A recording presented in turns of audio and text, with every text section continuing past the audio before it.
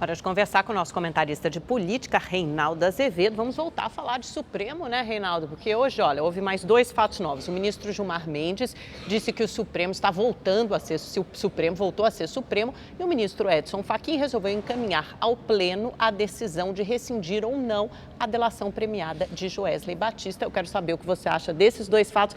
Mas antes, já que você está com as cores da seleção, quero te fazer outra pergunta. Você gostou do jogo do Brasil? Gostou da nossa vitória?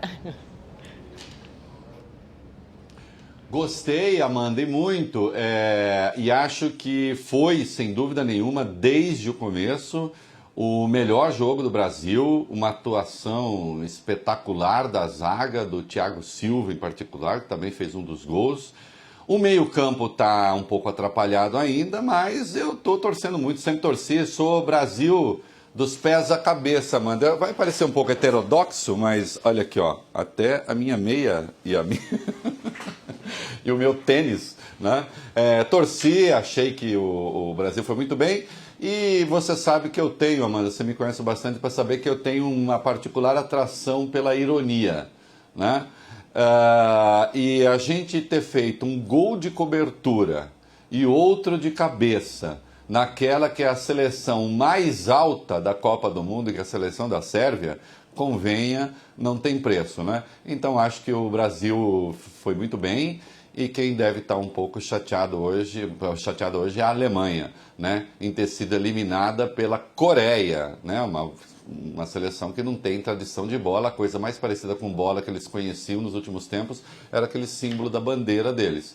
E mandaram para casa a seleção campeã do mundo, que deu aquele chocolate de 7-1 no Brasil, né? Então, enfim, foi um dia feliz para a gente do ponto de vista do futebol. Pois é, mas eu não vou agora, estou exagerando no tempo. Vamos lá, o ministro Gilmar Mendes, como você lembrou, disse que o Supremo está voltando a ser Supremo. O que é que ele quis dizer com isso?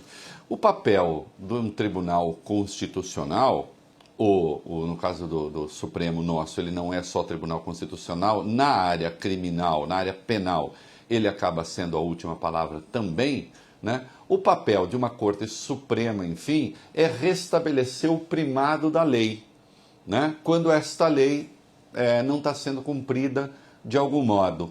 Ontem, 3 decisões tomadas pela segunda turma geraram muito barulho, especialmente nas redes sociais, especialmente entre, infelizmente, os informados de um lado e os idiotas de outro. Os idiotas porque industriados estão ali para falar mal do Supremo, estão fazendo política. E os desinformados porque acham que o papel de um tribunal será sempre condenar, será sempre prender, será sempre punir.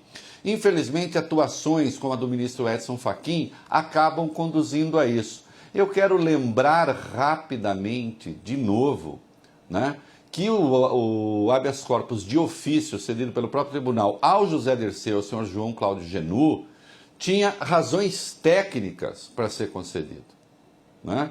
A dosimetria da pena de Dirceu não levou em consideração a prescrição de crimes. E a prescrição de crimes existe, está na lei. Não interessa se a gente concorda ou não concorda. Você até pode dizer assim, eu quero acabar com a prescrição. Ok, vamos votar uma lei e acabar com a prescrição. Enquanto ela existir, ela tem de ser aplicada. E no caso do Dirceu, simplesmente se ignorou essa questão. Acontece que a pena dele, a depender da revisão, né, pode mudar de tal sorte que ele nem precisa cumprir em regime fechado. Pode ser em regime semiaberto. A mesma coisa o tal do João Cláudio Genú, né? O que é a questão do Genú? O Genú também foi réu no mensalão, só que lá houve a prescrição. A prescrição, na hora da dosimetria da pena, numa nova situação, é um elemento que conta a favor do réu. No caso dele, contou com uma agravante de pena. A pena dele ficou de quase 10 anos, cumprimento necessariamente em regime fechado. Se essa questão for revista, pode ser em regime semiaberto. Isso tem de ser levado em conta. No caso de Fernando Capês, deputado estadual, acusado de envolvimento com uma coisa hedionda, que é desvio de merenda, eu fui me inteirar de detalhes do processo, que é uma coisa horrorosa, tem coação de testemunha, tem prova colhida ilegalmente. Olha o que aconteceu com a reputação desse rapaz. Ele terá que reconstruir, ela foi destruída.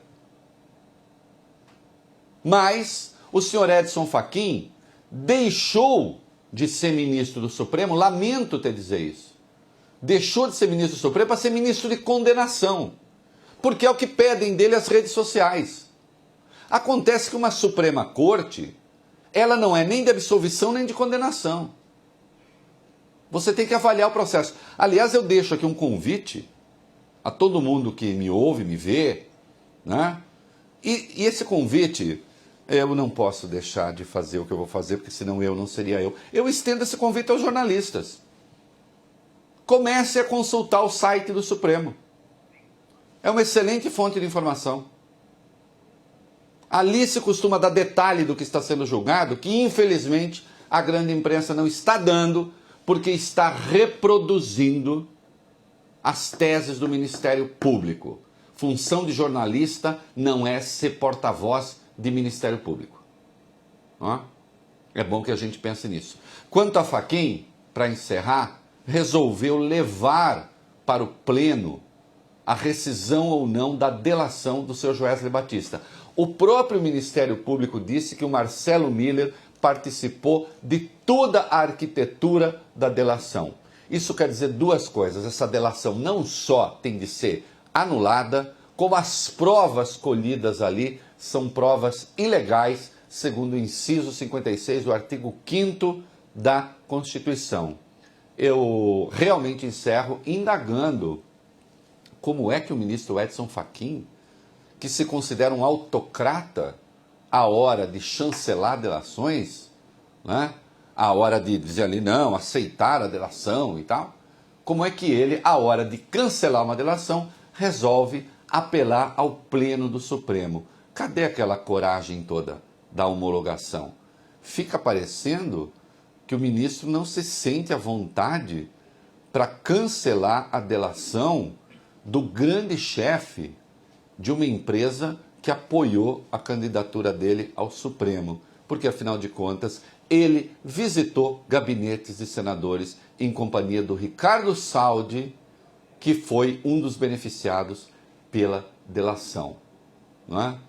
Se o segredo, como dizia Voltaire, de aborrecer é dizer tudo, então a gente diz tudo. É isso aí, vamos agora feijoada versus guacamole, Brasil versus México. Eu sou mais feijoada, eu detesto guacamole. Até amanhã.